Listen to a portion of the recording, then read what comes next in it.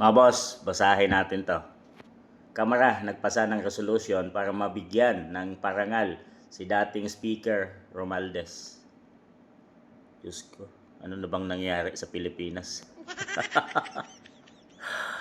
Naghain ang ilang mambabatas ng House Resolution number 287 upang kilalanin ang naging pamumuno ni dating Speaker Martin Romualdez. Sinihaing resolusyon ni Representative Sandro Marcos at ilan pang kongresista, inilarawan nila ang liderato ni Romualdez bilang mahalaga sa pag-unlad ng trabaho sa mababang kapulungan. Wow! Sa datos ng kanilang isinumite, mahigit 13,971 na panukalang batas ang naidulog sa Kamara sa panahon ng kanyang termino. Sa bilang na ito, 1,597 ang nakalusot sa antas ng Kamara at mahigit 350 ang tuluyang naisabatas. Ipinunto rin ng mga may akda na halos 95% ng mga prioridad na panukala ng administrasyon ang naipasa matapos aprobahan ni Pangulong Ferdinand Marcos Jr. Bukod sa bilang ng mga batas, binyang diin ng resolusyon na nakatulong umano ang pamumuno ni Romualdez sa pagpapatatag ng ugnayan at pagkakaisa ng Kamara, isang hakbang na nagpapabilis sa pag-unusad ng mahalagang panukala. Diyos ko, hindi ko na alam ano nangyari na sa Pilipinas. Bibigyan parangal si Speaker Romualdez. Oo, napagkaisa niya yung buong mga congressman.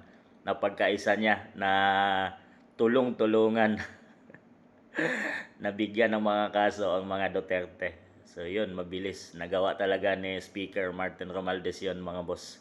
Nagkaisa ang buong mga congressman.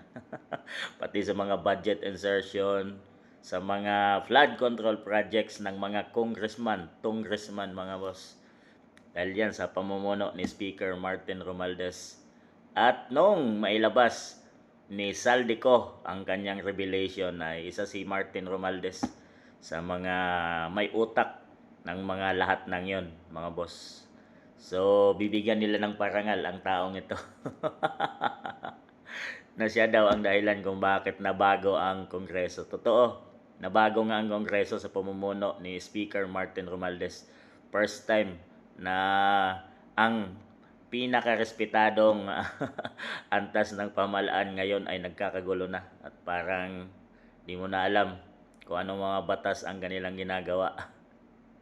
Binibend nila ang law, kung ano-ano mga investigation, parang magulo sa panahon ngayon, mga boss, nang dahil dyan sa Kamara.